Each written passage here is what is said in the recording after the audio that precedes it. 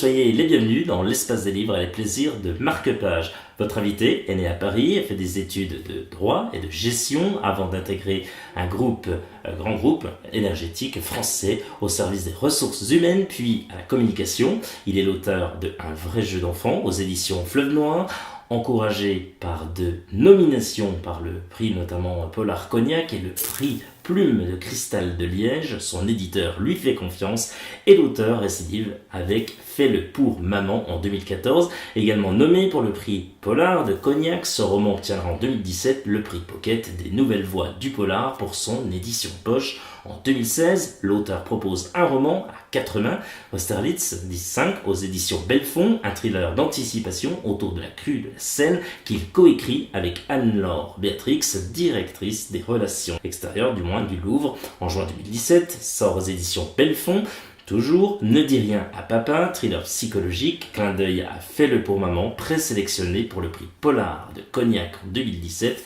Il s'agit de François-Xavier Dillard. Il vous présente son dernier thriller, Réveille-toi, toujours chez les éditions Belfond. D'ailleurs, on en profite pour saluer Cristal qui, sans elle, cette interview n'aurait pu se faire, ainsi que toute l'équipe des éditions Belfond. François-Xavier Dillard, bonjour et bienvenue dans la chronique de Guillaume Sautet.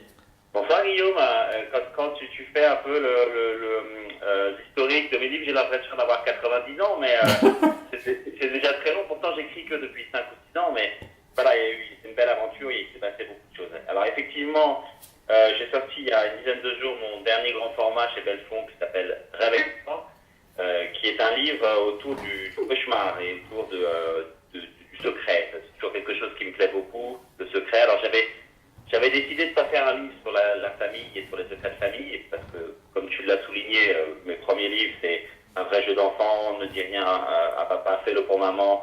Donc là, dans ce titre-là, Réveille-toi, il n'y avait ni papa, ni maman, ni les enfants, ni les cousins. Donc je me suis dit, j'ai échappé à la malédiction. Et en fait, non. Parce que dans ce livre-là, il y a aussi des secrets de famille qui sont terrifiants. Voilà, finalement, on n'échappe pas à son destin. Mais c'est un livre que j'ai voulu très dense, avec beaucoup d'histoires différentes. Et je crois que d'après les premiers retours que j'ai, un livre qui fonctionne bien, on s'attache à tous les personnages, ce qui est l'objectif. On va bien sûr s'intéresser à vous, on va s'intéresser bien entendu au dernier, Réveille-toi, forcément. Racontez-nous votre parcours si enrichissant, voilà, vous en avez un petit peu parlé, voilà, mais pour en arriver là, voilà, comme vous avez dit en rigolant, bon, j'ai pas 90 ans, mais c'est vrai que pour en arriver là, ça s'est quand même fait assez vite, François-Xavier? Oui, ça s'est fait rapidement parce que ce qui est intéressant, je trouve, dans cette histoire, c'est que moi, je voulais écrire pour le théâtre. C'est vraiment ma première passion. J'ai écrit une pièce de théâtre à Paris quand j'habitais à Paris. Et puis, j'ai pas réussi à la faire jouer parce que faire jouer une pièce de théâtre, c'est compliqué. Il faut un metteur en scène, un producteur, un théâtre, des acteurs, des comédiens. C'est beaucoup d'argent, en fait. Et j'ai eu des refus de théâtre parce qu'en fait, ils me disaient, vous avez un producteur. Moi, je connaissais personne, donc j'ai dit, je vais écrire un livre, ça va être plus simple. Et finalement, c'est aussi très compliqué de se faire éditer dans une grande maison, parce qu'il y a, je crois, 0,1 ou 0,5% des gens qui sont édités. Mais moi, j'ai eu beaucoup de chance, en fait. J'ai rencontré quelqu'un à un dîner chez des amis, qui était directeur commercial de Univers Poche. Donc, je ne savais pas ce que c'était à l'époque, mais c'était la maison mère de Pocket, Pocket Jeunesse, 18 Kurosawa et Fleuve Noir. Et donc, quand tu m'as dit ça, je me suis dit, mais ça tombe bien, j'ai un manuscrit, parce que entre-temps, j'avais repris une nouvelle que j'avais faite, j'ai écrit un roman noir. Je lui ai dit, j'ai un roman noir. Voilà. Il m'a dit, à chaque fois que je vais à un dîner à Paris, il y a forcément quelqu'un qui a un manuscrit à me passer. Beaucoup de gens écrivent en France, tu sais.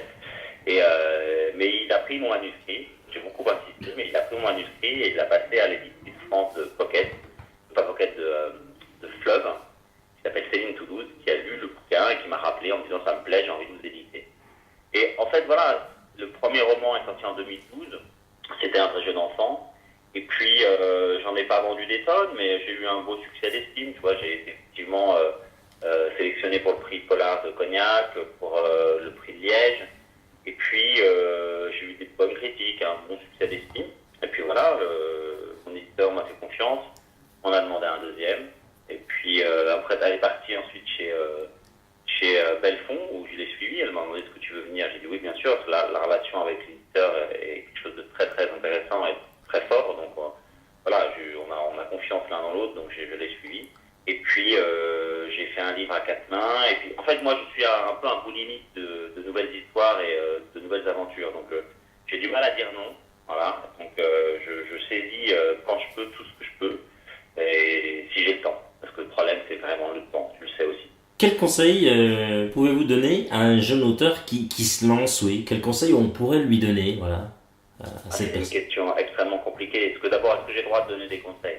Je sais pas. Parce que je suis pas un sachant sur son rocher distribuant les conseils. Mais, ce que je pourrais lui dire, c'est faites-vous plaisir, surtout d'abord, en écrivant des choses et ça c'est la première chose parce que quand on se fait plaisir en écrivant, on arrive en général à faire plaisir à ses lecteurs et aux gens qui vous lisent. Donc c'est le premier conseil que je pourrais donner. Après, c'est des conseils très pratico-pratiques. C'est envoyez pas un manuscrit de thriller à une collection qui fait de la poésie ou enfin bon, voilà, ciblez un peu les éditeurs pour savoir si ce que vous écrivez correspond à ce que eux produisent et eux éditent. Et puis mettez un mot d'accompagnement parce que souvent, s'il est bien tourné, s'il est bien écrit, ça va accrocher quand même l'éditeur. Ils reçoivent tellement de manuscrits par semaine que le moins de petites choses peut faire basculer dans votre camp, quoi. Donc soyez vigilants sur la lettre d'accompagnement et puis soyez vigilants sur la ligne éditoriale de l'éditeur à qui vous envoyez votre bouquin. C'est un conseil, c'est un peu basique hein, comme conseil Guillaume, mais c'est assez important je pense. Quand il n'écrit pas, qu'est-ce qu'il aime faire, François-Xavier Dillard, oui? Quelles sont ses passions? Il aime faire la cuisine, il aime sa Ah. femme et ses enfants. J'aurais dû faire d'abord il aime sa femme et ses enfants et après il aime faire la cuisine. J'aime dessiner entre amis, j'aime lire. Alors, c'est marrant parce que la lecture, voilà quelque chose de compliqué parce que moi avant de devenir écrivain, j'ai beaucoup lu. J'étais d'abord un grand lecteur. Et ça, c'est important, je pense, se nourrir de l'écriture des autres pour pouvoir écrire. Et à partir du moment où j'ai commencé à écrire, et à écrire sérieusement et beaucoup, je me suis mis à moins lire. Et ça, c'est une erreur. Et là, depuis quelques mois, je recommence à lire beaucoup et à lire des auteurs. Je relis des auteurs classiques et puis je lis aussi des auteurs de la maison d'édition, M. Belfond, Barbara, Abel, Karine Javel, voilà. Mais vraiment, on se nourrit. Et ça, c'est un autre conseil que je pourrais donner à des jeunes écrivains. Lisez énormément. On apprend toujours des grands auteurs ou des auteurs moins grands, mais il faut toujours se nourrir de ça. Alors là, on venait un petit peu de nous en parler, François-Xavier, mais voilà, la question, elle est simple, on s'imagine, on est chez vous, on est avec vous, voilà, et on se dirige tout droit vers votre bibliothèque. Qu'est-ce qu'on peut y retrouver à l'intérieur, mis à part Barbara Abel ou Karine Jebel, comme vous avez cité, et qui était là il y a quelques semaines de cela, à votre place dans cette belle émission, on le rappelle, l'Espace des Livres. Hein. Oui, bah écoutez, qu'est-ce qu'on peut trouver? On peut trouver tout dans la bibliothèque parce que quand j'étais plus jeune, même enfant, quand j'ai commencé à lire, mes parents m'ont toujours dit vas-y, lis tout ce que tu veux, mais lis.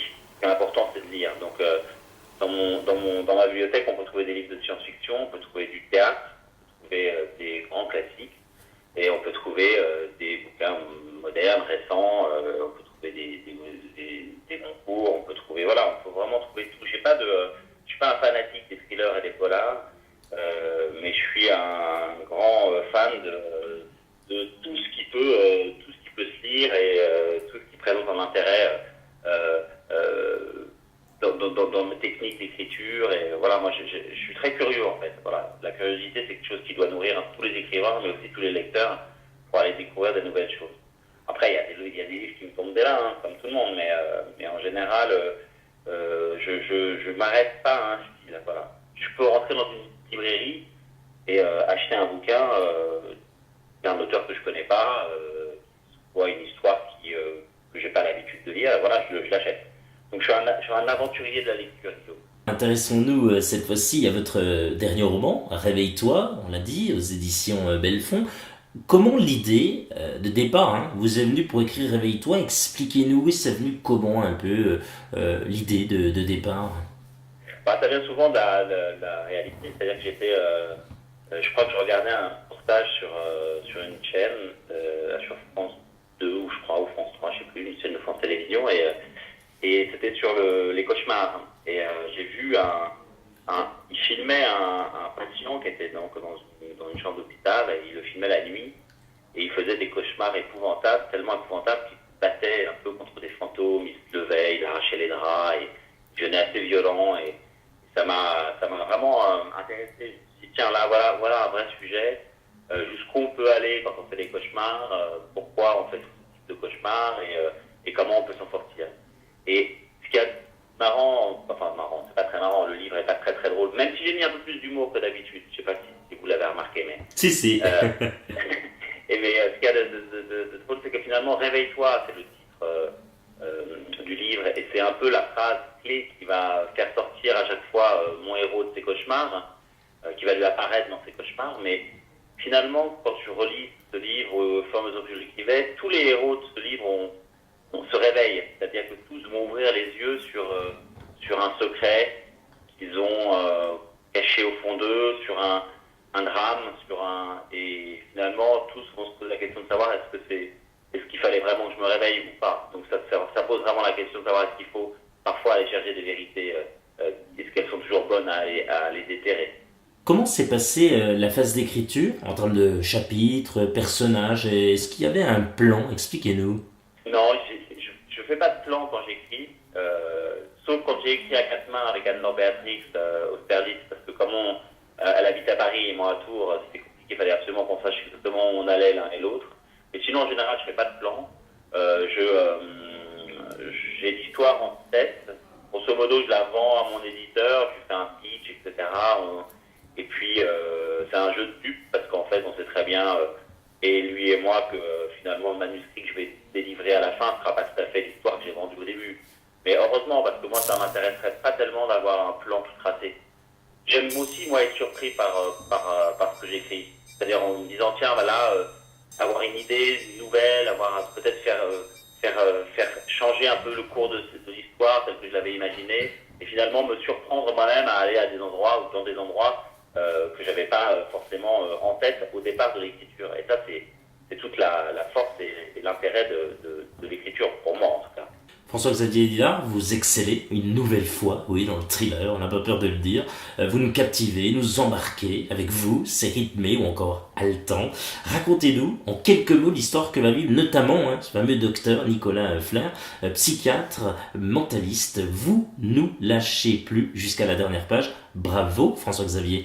Merci. Nicolas Flair, alors c'est marrant parce que je l'ai appelé Nicolas Flair, et c'est un type qui arrive à deviner ce que vous pensez, et il a du flair, alors, mais j'ai pas fait exprès vraiment, c'est pas la première fois que ça m'arrive. Le policier dans le service 10.5 s'appelait Mallarmé, voilà. Moi je faisais référence évidemment à l'écrivain, mais en fait pour un policier être Mallarmé, c'est évidemment pas un bon départ. Voilà, Nicolas Flair, alors c'est intéressant ce personnage de mentaliste, parce que je voulais pas tomber dans la caricature mentaliste de la série télévisée, etc. Mais je trouvais ses capacités à deviner, à comprendre, en observant les choses, en étant extrêmement fin. Je trouvais ça formidable pour quelqu'un qui va enquêter et qui va aider la police. Mais j'ai essayé de faire en sorte que ce soit un mentaliste ancré dans la vraie vie, quoi. C'est-à-dire, ce qu'il fait n'est pas miraculeux, mais ce qu'il fait est extrêmement étonnant. Voilà. Et ça, c'était pour moi assez passionnant. Moi, j'aime bien, comme ça, m'emparer de personnages et puis essayer de comprendre comment ils fonctionnent, même si j'ai pas le quart du début des pouvoirs d'un mentaliste. En quelques mots, réveille-toi, ça commence comment? C'est quoi l'histoire en gros? Pour donner cette envie de se dire, tiens oui, je vais aller, ça me donne trop envie, j'ai envie de lire le livre de François-Xavier. C'est l'histoire de mon héros, Basile, qui, après avoir été opéré du cœur, avoir une transplantation cardiaque, se met un an après à faire des cauchemars épouvantables. Et tellement épouvantable qu'il perd son boulot, qu'il n'arrive plus à dormir, sa femme le quitte. Et il va s'installer dans un petit appartement au-dessus d'une station essence, dans lequel il y a un tout petit supermarché. Et il vit un peu en autarcie, il descend faire ses courses-là, et il achète des sandwichs, etc. Et puis finalement, il se lie d'amitié avec le gérant, qui est là, qui lui est un fan de faits divers. Et le fait divers atroce, il va sur tous les sites, un peu glauques, et il compile un petit peu tous les crimes épouvantables. Et un soir, il l'appelle, il dit, vas-y, viens voir, regarde ce que j'ai retrouvé là site-là. Regarde ce qui s'est passé avant-hier à Paris, dans une des tours du 15e arrondissement. Une fille a été massacrée dans un ascenseur. Et il lui explique en détail ce meurtre épouvantable. Et là, il voit Basile qui commence à blêmir parce que c'est exactement ce que le cauchemar que Basile a fait 3 jours auparavant. Et là, la réalité et le cauchemar vont venir se percuter. Et Basile va devenir encore plus fou que ce qu'il était auparavant. C'est en tout cas encore plus... il va être pris dans une spirale épouvantable de manque de sommeil, de réalité détournée, de meurtre épouvantable. Et voilà, c'est ça qui m'intéressait.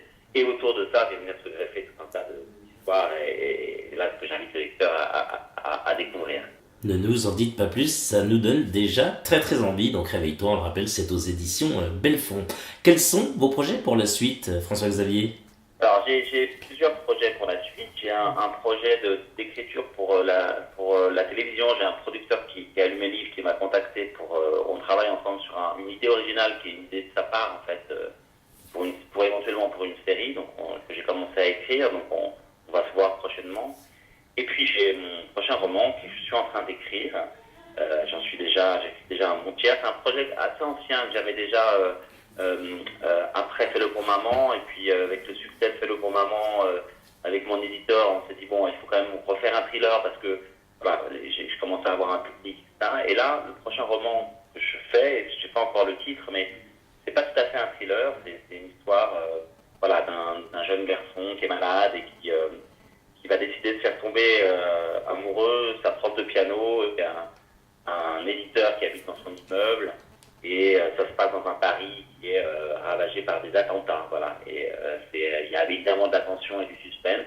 Et c'est aussi, je crois, une belle histoire d'amour et de petit garçon qui veut faire réunir sa prof de piano, qui est une vieille fille, très jolie mais seule, etc. Et cet éditeur un peu très parisien et très frivole. Bon voilà, c'est quand même assez différent de ce que j'ai fait, mais on n'en refait pas. Et il y aura encore des histoires de famille, de la tension et des secrets. Ça, c'est sûr. Bon, en tous les cas, vous n'allez pas vous ennuyer. Ça, c'est le moins qu'on puisse dire. C'est vrai. Passons tout de suite, si vous le voulez bien, à la minute cool. Ouais. Plutôt spaghetti ou tagliatelle ? Tagliatelle. Citez 3 mots qui définissent la ville de Tours. Oui, accueillante, jolie et gastronomie. Êtes-vous plutôt train ou avion ? Train. C'est facile d'écrire dans les trains et moi j'adore ça. J'adore écrire dans les trains. François-Xavier Dillard, vous êtes seul au monde, sur une île déserte. Quel objet avez-vous avec vous ? Mon smartphone. Ça ne servait à rien sur une île déserte, mais je pense que ça sera plutôt ça. Normalement, j'aurais dû dire un couteau. C'est quand même plus utile qu'un smartphone sur une île déserte. Mais, j'ai un couteau parce que j'ai acheté un couteau Laïeul avec un tire-bouchon et je trouve ça hyper pratique. Ah bah allez, on le prend. Quel est votre dernier film ou série que vous ayez vu ? Le dernier film que j'ai vu, c'est Indestructible 2. Je suis allé voir avec ma fille Cathy, il y a 10 ans. Et c'est formidable. Parce que ils ont attendu 14 ans entre le 1 et le 2. Ben, ils ont bien fait parce que c'était une réussite. Et c'était vraiment une gageure parce que le premier était très très très réussi. Et le second est très bien aussi. Donc voilà, c'est le dernier film que je suis allé voir. En duo de chanteurs, plutôt Vianney Maître Gims ou Woolsey Souchon ? J'aime bien Vianney. Je suis pas un grand fan de Maître Gims. Woolsey Souchon, c'est ma génération. Enfin, François-Xavier Dillard, si vous aviez un rêve, ce serait ? Le prix Nobel de littérature. Voilà un rêve qui a de la gueule, moi je trouve. Mais complètement. Écoutez, c'est la première fois qu'on a ce rêve-là. Ben voilà un rêve, écoutez. Voilà. Si les hautes sphères, vous ne savez pas quoi faire, Élysée nommé François-Xavier Dillard. Je trouve ça très prétentieux, mais je trouve ça très Oui, mais c'est pas grave, on le prend. C'est bien, il a de l'avenir, ce petit jeune, c'est bien. François-Xavier Dillard, rappelons que vous êtes l'auteur de Réveille-toi aux éditions Belfond. Merci d'avoir accepté l'invitation de la chronique de Guillaume Sautet. Merci Guillaume, à très bientôt et merci pour tout ce que vous faites pour les livres et les auteurs en général. Mais avec grand plaisir, et on a passé un très bon moment, François-Xavier. Oui, moi aussi. Toute l'équipe de l'Espace des Livres et les plaisirs de marque-page vous remercie de votre écoute et de votre fidélité. On vous donne rendez-vous très prochainement pour un nouveau numéro et de nouvelles aventures littéraires. Nous vous souhaitons un très bel été en notre compagnie. Prenez soin de vous, bonne lecture, salut!